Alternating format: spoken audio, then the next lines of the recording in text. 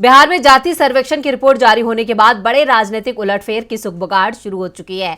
महागठबंधन इस मामले में बीजेपी पर बढ़त हासिल करता दिखाई दे रहा है, तो एनडीए के सहयोगी भी खुश दिखाई दे रहे हैं, क्योंकि इस रिपोर्ट के आने से बीजेपी दबाव में दिखाई दे रही है और उसे अपने सहयोगियों की जरूरत पहले से ज्यादा दिखाई दे रही है। देखते हैं ये रिपोर्ट। पिछले दिनों बिहार दौरे पर आए जेपी नड्डा दावा कर रहे थे कि बीजेपी बिहार में अकेले सरकार बनाएगी, लेकिन महागठबंधन ने जाति जनगणना की रिपोर्ट जारी कर जो दांव खेला है उसने बीजेपी को मुश्किल में फंसा दिया है।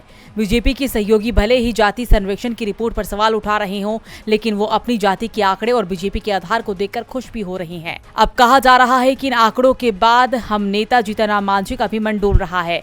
वो फिर नीतीश की तारीफ कर रहे हैं और जो संकेत दे रहे हैं वो एक बार फिर महागठबंधन में वापसी कर सकते हैं। दावा किया जा रहा है कि नीतीश कुमार जाति सर्वे रिपोर्ट जारी होने के 2 दिन बाद 4 अक्टूबर को नालंदा गए थे। नालंदा से वापसी के क्रम में उनकी मुलाकात जीतन राम मांझी से राजगीर में हुई। मुलाकात अचानक हुई या पूर्व प्रायोजित थी, ये किसी को नहीं पता, पर घंटा भर से अधिक देर तक दोनों के बीच संवाद चला। दोनों ने क्या बात की ये भी किसी को मालूम नहीं, लेकिन मुलाकात की गोपनीयता बहुत कुछ संकेत देती है कि मांझी महागठबंधन में वापसी कर सकते हैं।